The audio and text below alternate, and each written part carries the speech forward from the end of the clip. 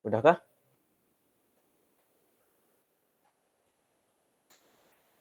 Assalamualaikum warahmatullahi wabarakatuh. Kami di sini akan menjelaskan tentang teknik pengujian perangkat lunak dalam mata kuliah testing dan implementasi SI. Yang pertama, kami akan mengenalkan anggota kelompok kami, yaitu yang pertama ada Aisyah Nauratul Atifah dengan NIM 230512141119. Kemudian ada Dinda Sabrina Rianto dengan NIM 230512141122. Dan ada Haidar Rasyad Amin dengan NIM 230512141127. Kemudian ada Gema Izzat Al-Karami dengan NIM 230512141129, dan Nur Ramadhani Arfianto dengan NIM 230512141140. Kemudian di sini kita akan langsung ke materi. Materi pertama yaitu latar belakang. Di sini pengujian PL atau Profit and Loss Testing atau bisa juga perangkat lunak di sini sangat penting untuk memastikan jaminan kualitas terhadap spesifikasi, desain, dan juga pembuatan program. Pengujian ini bertindak sebagai tujuan akhir untuk memastikan bahwa semua kebutuhan dan persyaratan telah terpenuhi. Kemudian alokasi upayanya di sini, pengujian PL dapat menghabiskan 30-40% dari total pekerjaan proyek, yang dimana ini menunjukkan bahwa betapa pentingnya pengujian ini dalam proyek pengembangan sistem. Dan proyek yang berkaitan dengan keselamatan pada manusia, biaya pengujiannya bisa meningkat hingga 3-5 kali lipat biaya pengujian pada proyek biasa. Hal ini disebabkan oleh kebutuhan untuk memastikan keandalan dan keamanan yang lebih tinggi. Kemudian tujuan pengujian.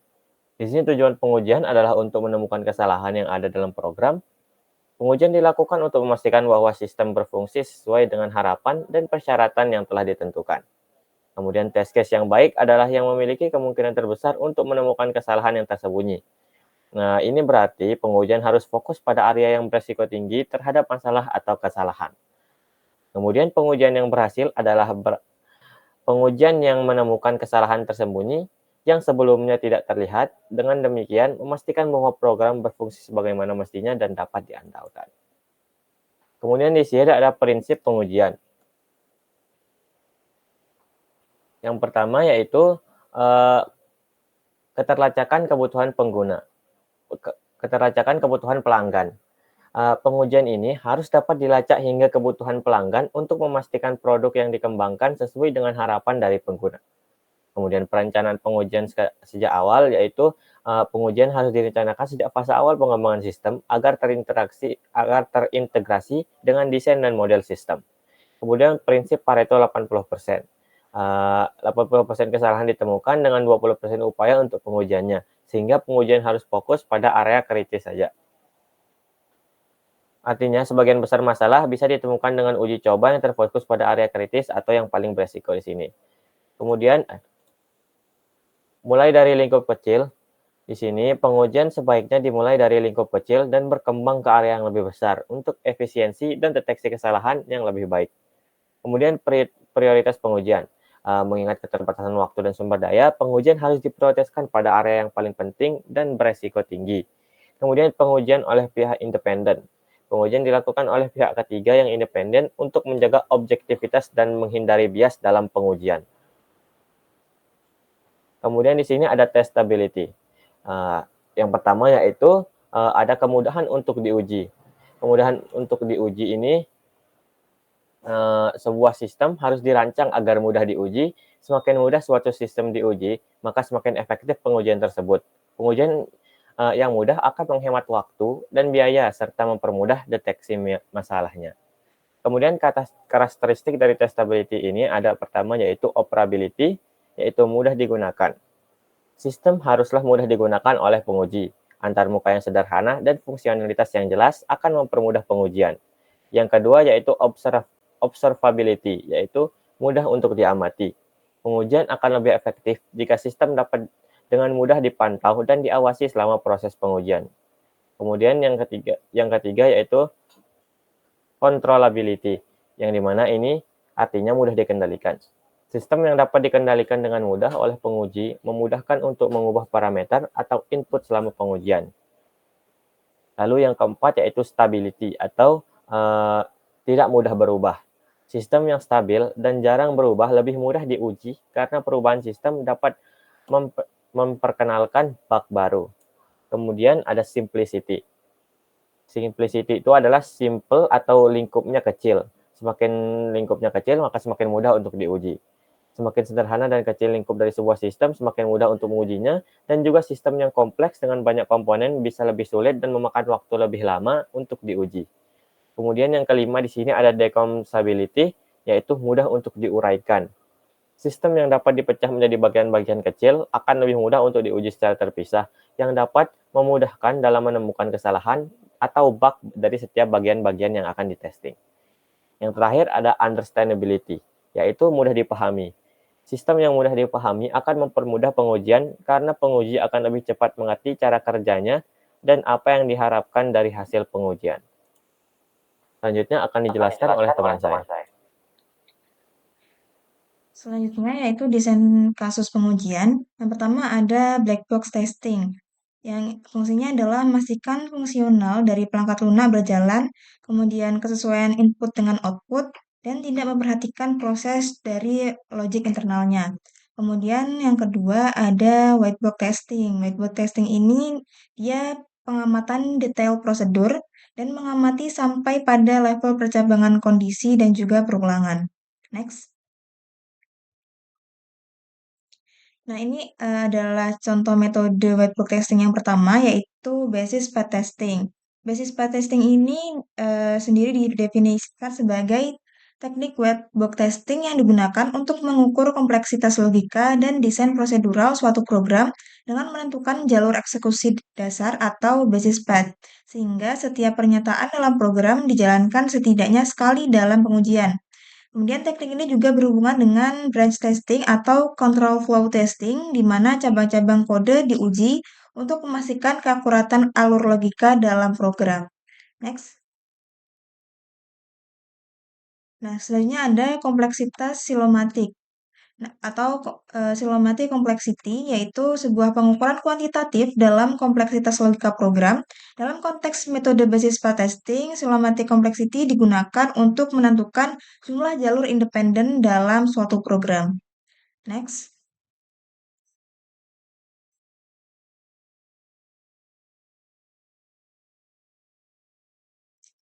Nah, ini sendiri adalah contoh dari whiteboard testing. Ada prosedur average, dan next. Selanjutnya ada black box testing graph base. Nah, graph base ini adalah salah satu pendekatan dalam black box testing yang menggunakan representasi grafik untuk memahami hubungan antar objek dalam suatu perangkat lunak. Pendekatan ini membantu dalam mendefinisikan dan menguji interaksi antara objek untuk memastikan bahwa mereka berfungsi sebagaimana yang diharapkan. Untuk yang selanjutnya akan disampaikan oleh rekan saya. Baik, untuk selanjutnya adalah black box testing equivalence partitioning. Equivalence partitioning adalah teknik pengujian perangkat lunak yang membagi kemungkinan masukan atau input menjadi beberapa kelas ekuivalensi untuk mengurangi jumlah kasus uji yang perlu diuji. Setiap kelas dianggap mewakili perilaku yang sama dalam sistem. Aturan dalam equivalence partitioning, yang pertama ada rentang atau range. Jika suatu input memiliki nilai dalam rentang tertentu, maka akan ada satu kelas valid dan dua kelas tidak valid, atau di bawah atau di atas rentang yang diperbolehkan. Lalu nilai spesifik atau specific value. Jika input hanya bisa menerima nilai tertentu, maka ada satu kelas valid dan dua kelas tidak valid. Input yang tidak sesuai dengan nilai tersebut. Lalu ada set. Jika input adalah anggota dari suatu kumpulan nilai tertentu, maka ada satu kelas valid dan satu kelas tidak valid. Lalu yang terakhir ada boolean. Jika input bersifat biner atau misalnya iya atau tidak atau true atau false, maka ada satu kelas valid dan satu kelas tidak valid. Contoh pada input NPM dalam Siamik, jika dikosongi, ini masuk dalam kelas tidak valid karena NPM harus diisi. Jika diisi dengan format yang salah, ini juga masuk dalam kelas tidak valid. Misalnya jika format NPM harus berupa angka 10 digit, tetapi user memasukkan huruf atau angka kurang atau lebih dari 10 digit. Jika diisi dengan NPM yang benar, ini masuk dalam kelas valid karena sesuai dengan aturan sistem. Next. Black box testing selanjutnya adalah analisa nilai batas. Yang pertama, menguji input di sekitar batas atau maupun bawah dari suatu rentang valid. Misalnya jika sistem menerima input dari 1 dan 100, maka kita akan menguji dari 0, 1, 100, dan 101 karena nilai di sekitar batas lebih rentan terhadap kesalahan. Lalu yang kedua, menguji nilai maksimal dan minimal. Jika ada rentang nilai yang diizinkan, misal 1 sampai 100, maka nilai terkecil 1 dan terbesar 100 harus diuji untuk memastikan sistem menangani batas ini dengan benar. Lalu menerapkan aturan yang sama untuk output. Jika output memiliki batas tertentu, misalnya jumlah karakter yang bisa ditampilkan di layar, maka batas minimal dan maksimalnya juga perlu diuji. Dan yang terakhir, menguji batas struktur data yang digunakan, misalnya ukuran array. Jika suatu array memiliki kapasitas maksimum 100 elemen, maka kita harus menguji kasus seperti 0 elemen kosong, 1 elemen nilai minimal, 100 elemen nilai maksimal, 101 elemen melebihi batas harus ditangani dengan error handling. Next. Selanjutnya, perbandingan. Metode ini digunakan untuk membandingkan hasil pengujian dari beberapa aplikasi atau perangkat lunak yang berbeda, tetapi memiliki spesifikasi kebutuhan yang sama. Spesifikasi yang sama bisa menghasilkan aplikasi yang berbeda. Misalnya, dua aplikasi e-commerce dengan spesifikasi yang sama atau misalnya fitur login, checkout, atau pencarian produk bisa dikembangkan oleh tim yang berbeda dan menghasilkan perilaku yang sedikit berbeda. Lalu skenario pengujian dapat digunakan kembali. Jika ada aplikasi yang sudah diuji dengan skenario tertentu, pengujian yang sama bisa diterapkan pada aplikasi lain dengan spesifikasi yang serupa juga. Lalu selanjutnya skenario pengujian khusus. Yang pertama adalah pengujian GUI atau Graphical User Interface. Menguji tampilan antarmuka pengguna seperti tata letak, warna, tombol icon, dan navigasi untuk memastikan pengalaman pengguna yang baik. Contohnya memeriksa apakah tombol login bekerja sesuai fungsi dan tampil dengan benar di berbagai ukuran layar. Lalu selanjutnya pengujian arsitektur klien atau server. Menguji bagaimana aplikasi berkomunikasi antara klien pengguna dan server backend. Contoh, memastikan data pengguna dikirim dan diterima dengan benar saat login di aplikasi berbasis website atau mobile. Lalu yang ketiga ada pengujian dokumentasi dan fasilitas bantuan. Ini mengevaluasi kejelasan dokumentasi pengguna, petunjuk penggunaan, dan fitur bantuan seperti FAQ atau chatbot.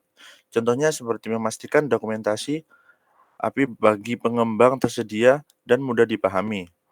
Lalu pengujian sistem waktu nyata atau real-time system testing. Ini menguji sistem yang harus merespon dalam waktu nyata tanpa keterlambatan yang signifikan. Contohnya aplikasi pemantauan lalu lintas yang harus menampilkan data secara langsung tanpa jeda. Next. Strategi pengujian perangkat lunak. Yang pertama adalah menentukan langkah-langkah pengujian. Ini mengidentifikasi tahapan yang harus dilakukan dalam proses pengujian. Contohnya menentukan apakah pengujian dilakukan secara manual atau otomatis. Lalu menjadwalkan waktu dan sumber daya. Kapan pengujian dilakukan, berapa banyak usaha yang dibutuhkan, serta alokasi waktu dan sumber daya yang diperlukan. Contohnya, berapa banyak penguji yang dibutuhkan untuk menguji sebuah fitur baru dalam aplikasi.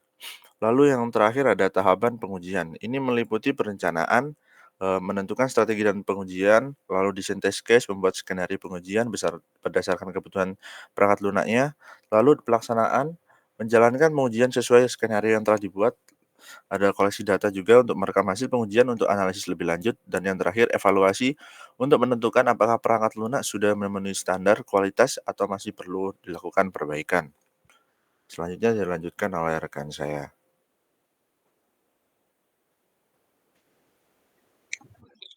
Jadi selanjutnya adalah kaidah pengujian. Dimulai dari pengujian tingkat komponen menuju integrasi. Itu yang berbeda dimungkinkan memakai teknik pengujian yang berbeda. Pengujian dilakukan oleh developer dan atau untuk proyek yang besar tim independen. Testing dan debugging adalah berbeda, namun debugging pasti berkaitan dengan strategi testing apapun. Next. Selanjutnya adalah strategi pengujian. Jadi ini adalah strategi pengujian perangkat lunak dalam bentuk lapisan concentric. Pengujian dimulai dari inti atau kode dan berkembang keluar, mencerminkan pendekatan bertahap dalam pengujian perangkat lunak. Tahapan pengujian dalam diagram adalah kode, merupakan inti dari proses pengembangan perangkat lunak. Unit testing, menguji setiap unit atau komponen perangkat lunak secara individual untuk memastikan setiap bagian kode berfungsi dengan benar. Integration testing, menguji bagaimana unit-unit atau modul-modul bekerja bersama untuk memastikan integrasi yang baik. Validation testing, memastikan bahwa perangkat lunak memenuhi kebutuhan pengguna dan spesifikasi yang telah ditentukan. System testing, menguji keseluruhan sistem dalam lingkungan yang lebih luas untuk memastikan keandalan dan kinerja perangkat lunak. Lapisan luar, sistem engineering, requirement, dan desain menunjukkan bahwa pengujian juga dipengaruhi oleh tahap awal pengembangan perangkat lunak. Pendekatan ini bertujuan untuk mendeteksi kesalahan sejak dini, mulai dari pengujian unit hingga pengujian sistem secara menyeluruh, guna memastikan kualitas perangkat lunak sebelum dirilis ke pengguna. Next. Selanjutnya adalah langkah pengujian. Ini adalah strategi pengujian perangkat lunak secara bertingkat. Pengujian ini dimulai dari level kode dengan unit test, lalu naik ke integration test, dan akhirnya high order test. Unit test menggunakan white box teknik menguji struktur internal code. Integration test menggunakan black box plus limited white box teknik menguji bagaimana modul bekerja bersama. Validation test menggunakan black box teknik berdasarkan persyaratan sistem tanpa melihat kode internal. Diagram ini menunjukkan arah pengujian dari level yang lebih rendah ke level yang lebih tinggi. Next. Selanjutnya adalah unit test. Unit ini fokus pada pengujian unit atau komponen terkecil pada kode. Beberapa aspek yang diuji dalam unit test yaitu boundary condition, memastikan modul bekerja dengan baik pada batasan input. Kemudian independent patch, semua jalur dalam struktur kontrol kode diuji untuk memastikan setiap pernyataan dieksekusi minimal sekali. Kemudian error handling patch, memastikan mekanisme penanganan kesalahan berjalan dengan baik. Unit test dilakukan dengan test case yang dirancang untuk menguji berbagai kondisi. Next. Kemudian ada integration testing, top-down integration. Diagram ini menunjukkan metode top-down integration testing. Pengujian dimulai dari modul tingkat atas, kemudian turun ke modul tingkat bawah. Jika ada modul yang belum tersedia, misalnya M4 dan M7 dalam diagram, digunakan stop sebagai pengganti sementara. Strategi ini mampu membantu mengidentifikasi masalah lebih awal dalam hierarki sistem. Untuk selanjutnya akan dilanjutkan oleh rekan saya.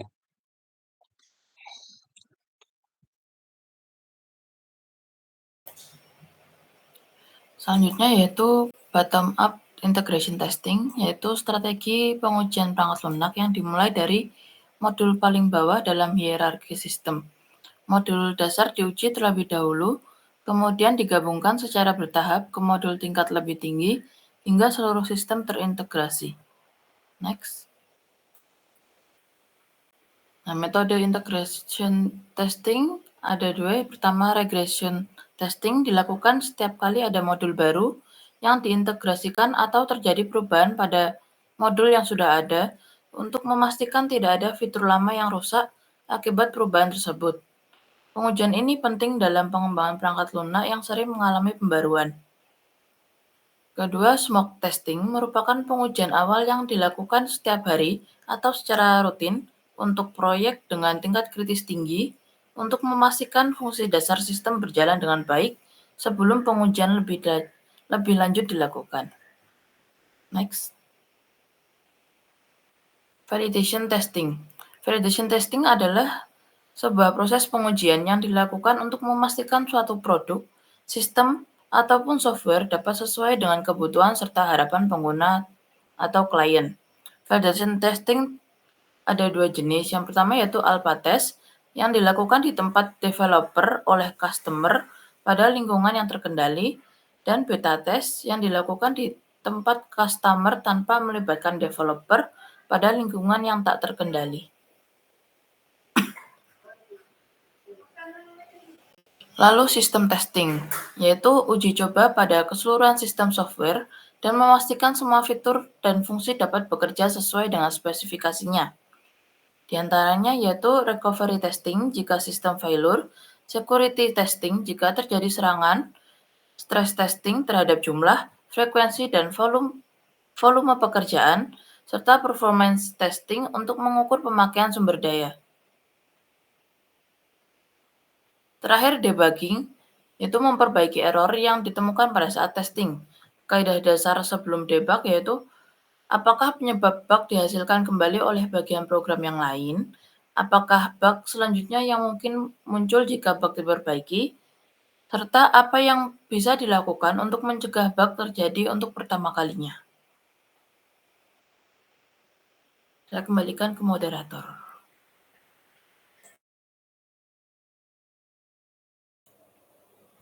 Mungkin hanya ini yang dapat kami sampaikan dalam presentasi untuk resume kali ini. Kurang lebihnya dalam presentasi ini mohon maaf. Sekian dari kami. Wassalamualaikum warahmatullahi wabarakatuh.